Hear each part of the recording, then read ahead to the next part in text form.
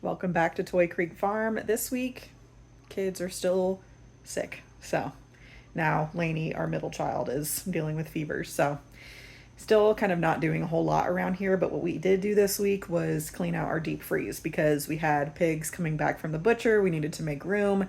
And now I am rendering lard because we have a lot of lard to render from previous batches of pigs that went to butcher. So this is probably a quarter of the lard that I have in the freezer, but my slow cooker is relatively small, so I'm just gonna have to work in batches. But I'll show you how we cleaned our freezer, and then you can come back here and we'll do some lard rendering. Okay, here is the before of our very disorganized deep freezer.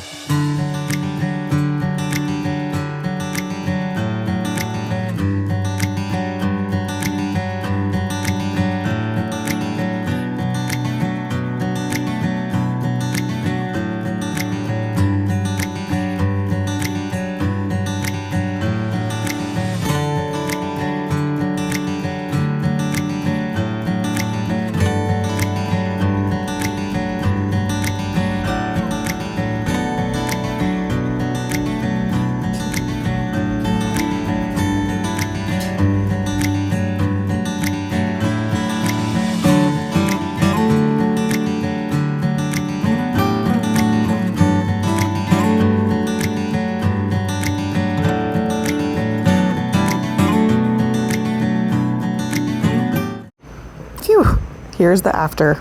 That was well worth it. And we left that whole Very bottom nice, part very for nice. the pigs coming back for butcher, but that wasn't enough. Spoiler alert. Also, got to give credit to Thea, our photographer here for this segment. You put some in this? No. Oh, wait. And that one. There's a butt there too. But Look, it says B-U-T-T. I'm gonna put the sausage in this one. Okay.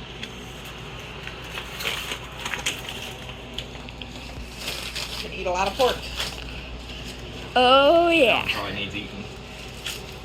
Can you take that in there to put it on the counter? How many pounds was that again, Benton? 341. 341. Whoop A whoop. lot of pig. Yep. I think we're going to be set on pig for a while. But here we are back to making some lard. I'm just cutting this up into pretty small pieces because the smaller the pieces that you have, the quicker that it renders down. This actually took me about 10 hours to render in total. Okay, so it turns out I can only do 2 packages at a time in my slow cooker, but that's okay. You just want to cut it up into small enough pieces. That way it cooks a little bit faster. And we're going to do it on low heat for about 8 hours, hopefully, maybe give or take a couple hours. But we're going to come back and check on it every 2 hours and stir it. So if you want to do this in the oven, which you totally can, I would suggest doing it in like a Dutch oven or something like really heavy like that. Probably about 200 degrees or so. You want to have it be very low heat, and you're going to want to continue to stir it every couple hours. All right, this was at the 2-hour mark, the 4-hour mark, 6 hours, whoop whoop. Finally getting somewhere at 8 hours, and finally called it quits at 10 hours. So now I'm just straining out the lard and trying to get all the bits out of there. That way the lard is mostly clean when I start to cool it down for this first time. If I do this again, I'm not going to use the coffee strainer because that was just taking way too long. It went quick in the beginning and then just got slower and slower. So I really didn't think that was super worth it, but that's okay. Put them into these bowls and then popped them into the fridge overnight. All right, so these have been sitting overnight, technically 2 nights because I didn't have time to work on them yesterday. That's okay. Now that they've been sitting, I should be able to scoop out this top part, and what should be left over is the bits that I don't want. The impurities, the gunks, the goops, whatever. So with that at the bottom, I should be able to take off the clean lard on the top and then render, or not really render it down, but melt it down one more time. That way I can put it into my containers. Comes out easy like ice cream. I'm just transferring it to a clean bowl. How pretty and white that is.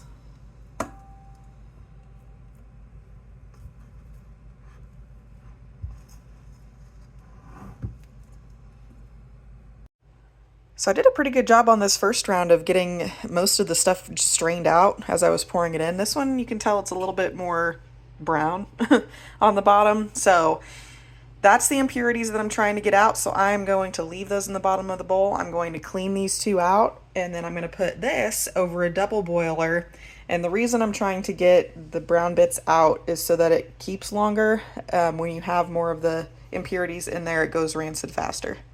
Okay, this is over my double boiler. I'm going to try the water trick because there was quite a bit of impurities in that second bowl, and I want to see if this makes any difference on, you know, helping it come out of the bowl in like one big block as opposed to me having to scoop it out. So we'll see. All right, now I'm going to let this cool down again and we'll see what happens. Okay, so it took some doing, but I did get this out in nearly one chunk, which is cool. All the water separated down to the bottom, and it should have drawn the impurities down to the bottom as well.